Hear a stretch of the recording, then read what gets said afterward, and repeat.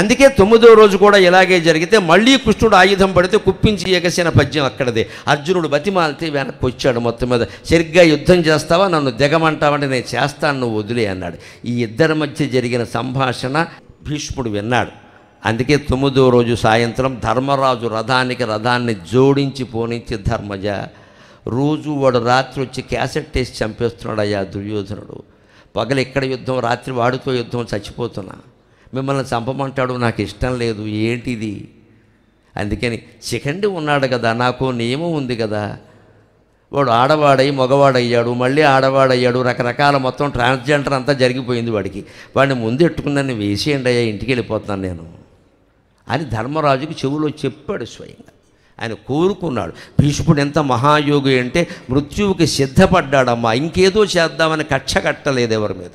లేకపోతే శిఖండి లాంటి ఒక పేడివాడి ముందు ఓడిపోవాలా, అంతటి మహానుభావుడు సిద్ధపడ్డాడు. ఆయన పోనీ దాని పంత నగ్గని ఏటా గొడవ, ఊరికేను పోతే పోతాం, ఉంటే ఉంటాం, 257 సంవత్సరాలు బతకం, ఇంకా బతకాలా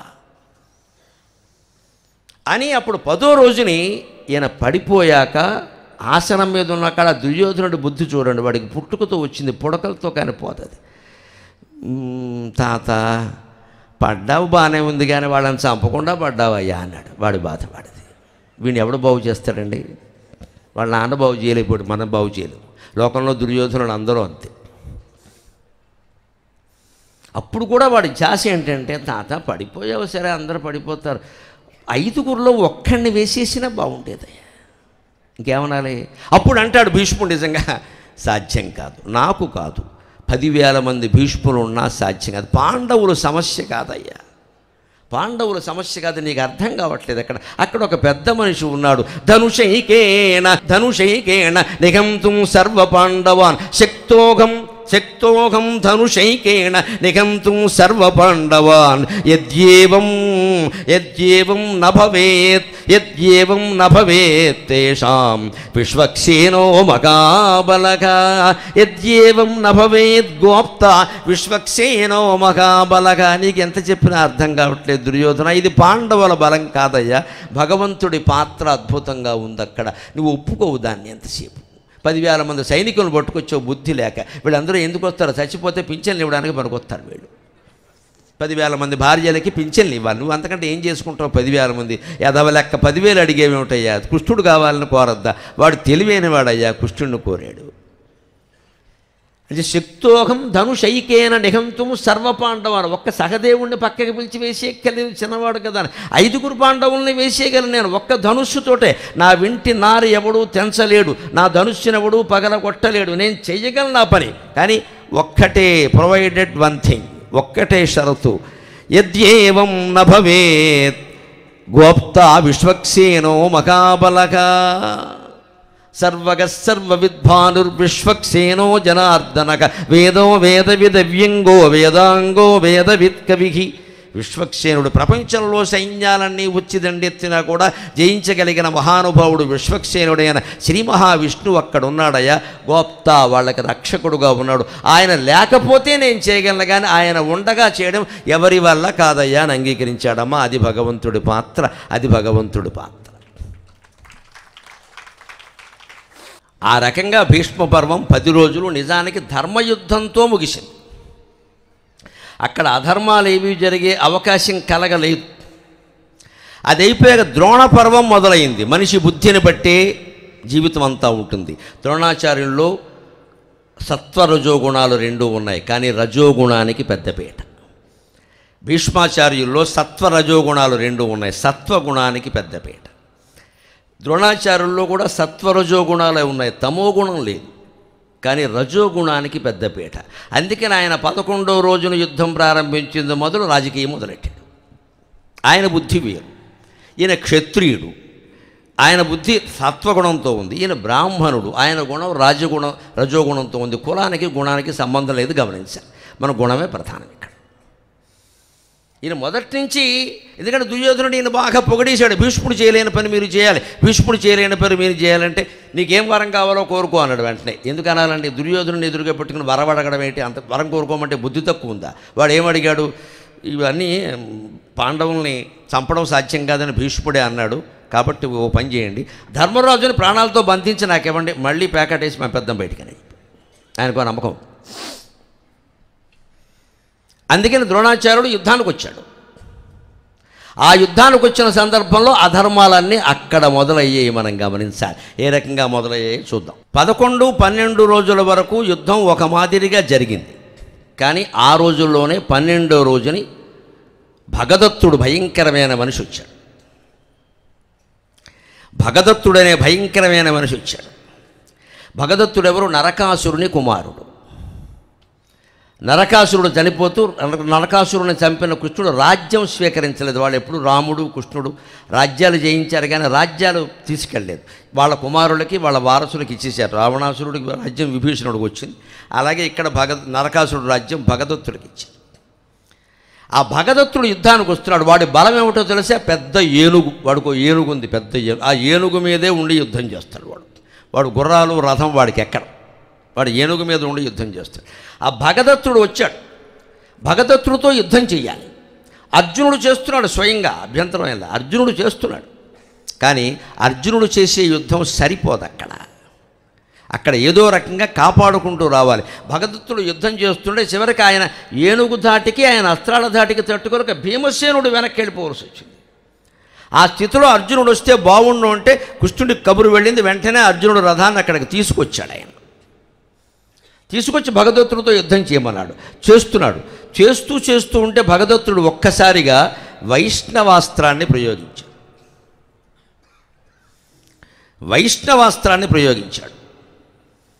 వైష్ణవాస్త్రం అంటే విష్ణుమూర్తి ఇచ్చినటువంటి అస్త్రం. అది వైష్ణవాస్త్రమని, అది ఏదో చేస్తుందని అర్జునుడికి తెలియదు. ఆయన అస్త్రం వేస్తుంటే ఈయన ఏదో బాణాలు వేస్తున్నాడు. అక్కడ ఉన్నవాడు కృష్ణుడు కదా. వైష్ణవాస్త్ర ప్రయోగం అటు నుంచి చేయగానే కృష్ణుడు ఉన్నట్టుండి పగ్గాలు వదిలేసి లేచి నిలబడ్డాడు. అది భగవంతుడు కరుణ అంటే. ఆయన ప్రయోగించింది వైష్ణవాస్త్రం. అది తెలిసి అర్జునుడికి తెలియదు, కృష్ణుడికి తెలుసు. కానీ భగవంతుడు పాత్ర ఎంత బాగా నిర్వర్తించాడంటే అరసి రక్షించడం అంటారు దీన్ని. రాబోయే ఆపదని గమనించి అరసి రక్షించాలి. అందుకని వెంటనే అక్కడ కూర్చున్న కృష్ణుడు పగ్గాలు వదిలేసి ఇలా లేచాడు. ఒకసారి అర్జునుడికి అర్థం కాలేదు ఎందుకు లేచాడు. ఈయనకి అర్థంగా లేచాడు. ఆ వైష్ణవాస్త్రం వస్తే కృష్ణుడికి తగిలిందమ్మా, ఆయన వక్షస్థలానికి తగిలింది. కానీ వెంటనే ఏమైందో తెలుసా? వైష్ణవాస్త్రం వైజయంత్యభవన్మాలా తదస్త్రం కేశవోరసి. వ్యాసుడు వర్ణిస్తున్నాడు మహానుభావుడు ఆ దృశ్యాన్ని. ఏమాశ్చర్యం. అస్త్రం తగిలితే కృష్ణుడి యొక్క రూపం ఎలా ఉంది అంటే వైజయంత్యభవన్మాలా తదస్త్రం కేశవోరసి పద్మకోశ విచిత్రాఢ్య సర్వర్తు కుసుమోత్కట. పద్మకోశ విచిత్రాఢ్య సర్వర్తు కుసుమోత్కట. ఆ వైష్ణవాస్త్రం వచ్చి ఇలా నిలబడ్డాడు కదా. అర్జునుడికి తగలాల్సిన అస్త్రం కృష్ణుడికి తగిలిందండి. ఆ అస్త్రమే తగిలితే అర్జునుడి పని 12వ రోజు అవుట్, తిరుగులేదు ఇంకా. అది భగవంతుడు కాపాడే విధానం. ఈ రహస్యాలు చాలామందికి తెలియవనే నేను భగవంతుడు పాత్ర అని పెట్టమన్నా. భగవంతుడు కాపాడటం అంటే నాగాస్త్రం ఒకటి, సైంధవుడి దగ్గర చక్రం అడ్డాడు, ఇలాంటి 2-3 చెబుతారు. 2-3 కాదమ్మా, ఈ 3 రోజుల్లో మీరు వింటారు. కనీసం 30-40 సార్లు కాపాడాడు. 30-40 సార్లు కాపాడాడు 18 రోజుల్లో. సగటున రోజుకు 2 సార్లు, లేకపోతే వీళ్ళు ఎవరు ఉండేవాళ్ళు కదా అసలు. ఇంకా తక్కువ కాపాడింది 10 రోజుల్లోనే. ఆ 8 రోజుల్లో ప్రాణం తినేశారు కృష్ణుడిని పట్టుకొని. ఆయన లేకపోతే ఉండేవారు కాదు. ఆ వైష్ణవాస్త్రం వస్తుంటే వెంటనే ఆయనకి అదేమిటో తెలుసును కాబట్టి ఇలా లేచాడు. ఆ అస్త్రం వచ్చి ఈయనకి తగిలింది. తగలగానే ఏమంటుంది? వైజయంత్యభవన్మాలా తదస్త్రం కేశవోరసి. ఆ అస్త్రం కేశవుని యొక్క వక్షస్థలం మీద వైజయంతి మాలలా శోభించిందట. వనమాలీ గదీశార్గీ శంఖీ చక్రీ చనందకి శ్రీమాన్ నారాయణో విష్ణువు వాసుదేవోభిరక్షతు అని విష్ణు సహస్ర స్తోత్ర శ్లోకం ఇక్కడ వర్తిస్తుంది. ఆ వనమాల ధరించినప్పుడు, వైజయంతిమాల మెడలో ఉన్నప్పుడు శ్రీ మహావిష్ణువు వైకుంఠంలో ఎంత అందంగా ఉంటాడో. వైష్ణవాస్త్రం విష్ణువుని చేరింది కాబట్టి, దాని స్వామిని, దాని యజమానిని చేరింది కాబట్టి అక్కడికి వెళ్ళి అది మెడలో వనమాలలా ప్రకాశించింది. అంటే నిజానికి వనమాల కాలేదండి, మనం గమనించాలి. అక్కడ పొక్కులు వచ్చాయి పాపం పరమాత్మకి. ఇలా పొంగొచ్చిన వాళ్ళకి చూడండి, ఇలా పైకి పొక్కిపోతుంది. ఇలా వరుసగా ఇలా ఓ పొంగు, ఇలా ఓ పొంగు, ఇలా ఓ పొక్కు, ఇలా ఓ పొక్కు వస్తే అవన్నీ పద్మకోశ విచిత్రాఢ్య తామర మొగ్గల్లా ఉన్నాయట. కవిగారికి అలాగే ఉంటాయి, భరించేవాడికి తెలుస్తుంది బాధ. కవిగారికి అలాగే ఉంటాయి. వ్యాసుడు కవి కదా, ఆయనకే ఉందండి. ఆయన మెడలో వనమాల ఉంటుంది కదా, పద్మమాల. ఆ తామర మొగ్గలుగా ఉన్నప్పుడే కొంతమంది దండ వేస్తారు, విచ్చుకుంటే బాగుంటుంది కదా. అందుకని మొగ్గలుగా ఉన్నప్పుడే దండ వేస్తారు, వేస్తే విచ్చుకుంటే మరింత బాగుంటుంది. ఆ తామర మొగ్గల దండ వేస్తే ఆ ఎర్రటి మొగ్గలు అలా పైకి తేలినట్టుగా ఉంటాయి కదా, అలాగే ఈయన ఒళ్ళంతా పొక్కిపోయిందండి. పొక్కిపోయినప్పటికీ కృష్ణుడు ఎంత అందంగా ఉన్నాడు అంటే తామర మొగ్గల మాల వేసుకున్నట్టుగా ఉన్నాడు. అంతేకాదు, సర్వర్తు కుసుమోత్కట, అన్ని ఋతువులలోనూ పూసేటువంటి పువ్వులన్నీ ఆ దండలో ఉన్నాయండి. ఆ దండ అలా ప్రకాశించింది అన్నాడు. ఇది వ్యాసుడికి అర్థమైంది, కృష్ణుడికి అర్థమైంది, అర్జునుడికి అర్థం కాల. జీవుడు జీవుడే, దేవుడు దేవుడే. ఈయన వెంటనే ఏమన్నాడు, బావా నేను లేవద్దని చెప్పాను కదా, కూర్చోమన్నాను కదా, టీ కూడా ఇచ్చాను కదా, ఇందాక షుగర్లెస్ టీ, ఎందుకు లేచావు? వీడికి అర్థమై చస్తే కదా. ఎందుకు లేచాడు ఆయనకి తెలియదు. ఆయనకి కాళ్ళు లాగేసి తిమ్మిర్లు వచ్చి లేచాడేమో అనుకుంటాడు ఆయన. వీడిని కాపాడడానికి లేచాడు. అది భగవంతుడి పాత్ర. మనకు తెలియకుండా కాపాడుతాం. మనం నిద్రలో పడుకుని ఉంటాం, మనం పక్క నుంచి పాము వెళ్ళిపోతుంది, మనకు తెలియదు, మనని కరవలేదు. అది మన ప్రతిభ కాదు, పాము అజ్ఞానము కాదు. భగవంతుడు కాపాడాడు, అంతే లెక్క. భగవంతుడు కాపాడాడు, లేత కుదరదు. భక్తుడిని భగవంతుడు కాపాడతాడు. పాములు కాదమ్మా, పాములు లాంటి మనుషులు ఉన్నా సరే కాపాడుతాడు. మనం జాగ్రత్త పడక్కర్లేదు. మనకు ఉన్నంత ఉంటే పడతాం, నిద్రలో ఏం పడతాం జాగ్రత్త. కానీ నిద్రపోయే ముందు భగవంతుడు స్మరించాలి. అందుకని లేస్తే ఎందుకు లేచాడో అర్థంగా, బావా ఎందుకు లేచావు, నీ తలక ఎందుకు లేచావు అంటే కాళ్ళులాగా లేచాను, ఎక్సర్సైజ్ అనుకుంటావు, మార్నింగ్ వాక్క. అది వైష్ణవాస్త్రం అయ్యా. దాన్ని నేను భరించా అంటే అది అవమానంగా భావించాడు అర్జునుడు. అహంకారం అంటే అదేమిటి, నేను ఎదుర్కొనేవాడిని కదా, ఇప్పుడు నాకు ఎంత చెడ్డ పేరు. ఈయనకి ముందు అడ్డుకున్నాడని గౌరవం లేదండి, చెడ్డ పేరు ఈయనకి. రేపు పొద్దున్న మీడియా వాళ్ళు ఏం రాస్తారు, అర్జునుడు ఓడిపోయాడు, కృష్ణుడు కాపాడాడు. కుదరదు, నేనే ఉండాలి. భగవద్గీత ఏమర్థమైందో మనం చూసుకోవాలి. ఇంకా అంతే వ్యాసుడు చెబుతాడు, భగవద్గీత అర్థమైంది నాకు, కృష్ణుడికే, ఇంకెవరికీ అర్థం కాలేదంటాడు. ఆయనకి కృష్ణుడికి అర్థమైంది, ఇంకెవరికి అర్థం కాలే. శుకుడికి అర్థమై ఉండొచ్చు, వీళ్ళకి ఎవరికి కాల. లేచి అనేది ఏమిటంటే, నీ ఎందుకు నిలబడ్డావు, ఇలా నిలబడితే నేను ఎదుర్కొనేవాడిని కదా. రేపొద్దున మీడియా వాళ్ళు అందరూ ఏమనుకుంటారు, దుర్యోధనుడు ఏమంటాడు, కృష్ణుడే సగం యుద్ధం చేశాడంటాడు. ఏంటిది, నేను చూసుకునేవాడిని కదా అంటే, అర్జున నీకు అహంకారం ఉండొచ్చు, నాకు లేదయ్యా. దీని కథ నీకు తెలియదు, ఇది నేనిచ్చిన అస్త్రం అన్నాడు. ఆయనకు అర్థం కాల. భగదత్తుడు కృష్ణుడే కూడా ఏంటి అర్థం, అస్త్రం. ఇది రహస్యం. భారతంలో ధర్మ సూక్ష్మాలంటే రహస్యాలంటే ఇది నేను ఇచ్చిన అస్త్రం అయ్యా. మీకేం తెలుసు, బహూని మే వ్యతీతాని జన్మాని తవ చర్జున తాన్యకం వేద సర్వాణి నత్వం వేత్త పరం తపా. 4వ అధ్యాయంలో చెప్పిన మాట. నీకు చాలా జన్మలు గడిచాయి, నాకు చాలా జన్మలు గడిచాయి, కానీ ఎటొచ్చి నీకు అవన్నీ తెలియవు, నాకు తెలుసు, అంతే తేడా. అంచేత నేను వ్యవహరించే విధానం వేరుగా ఉంటుంది. వీడెవడు అనుకుంటున్నావు, నరకాసురుడు కొడుకు. వాడెవడు, భూదేవి కొడుకు. భూదేవి ఎవరు, వరాహావతారంలో నాకు భార్య.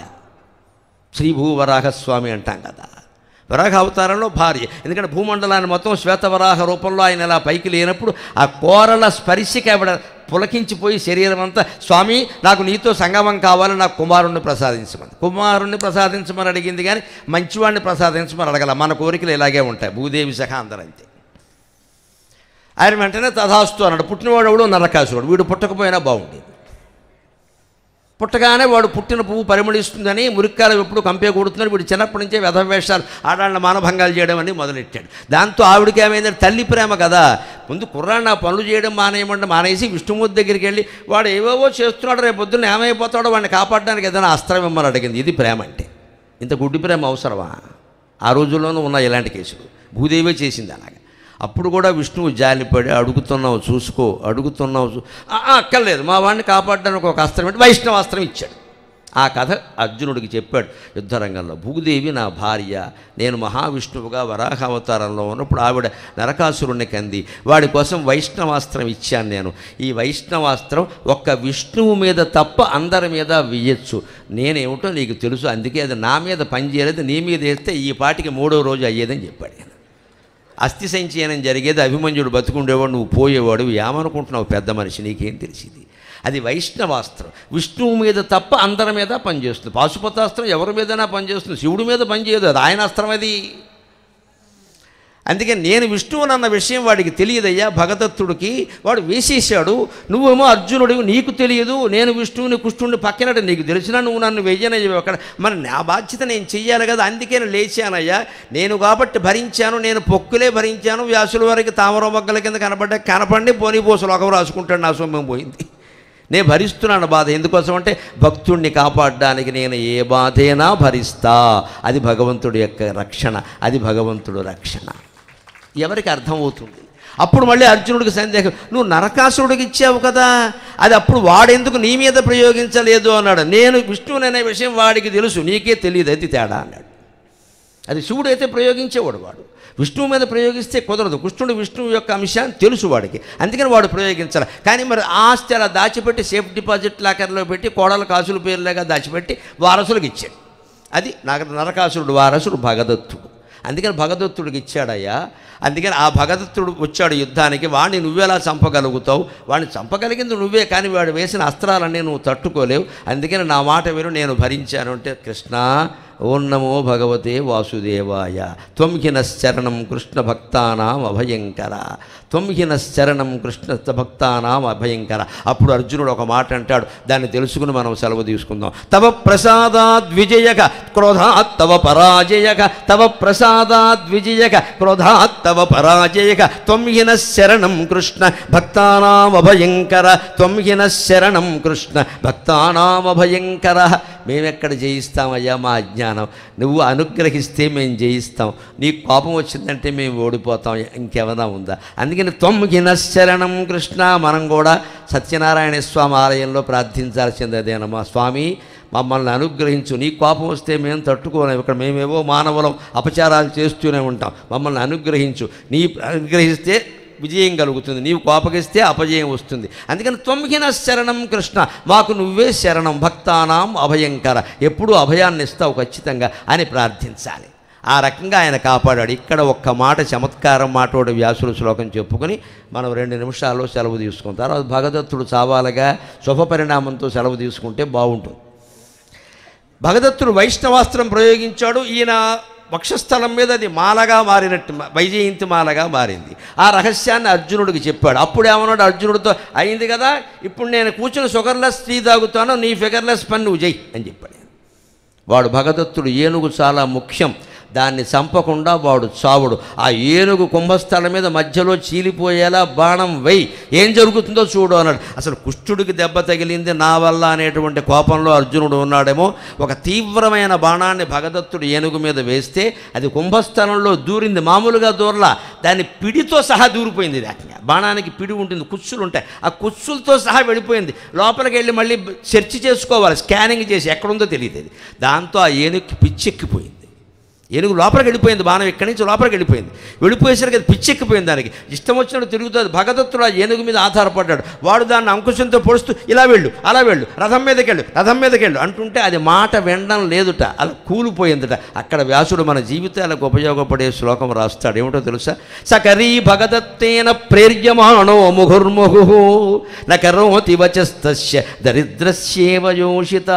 మాటి మాటికి అంకుశం పెట్టి పొడుస్తున్నా సరే ఆ ఏనుగు భగదత్తుని మాట వినలేదు. ఎందుకంటే పేదవాడి మాట పెళ్ళాం పిల్లలు కూడా వినరు కదా అన్నాడు వ్యాసుడు.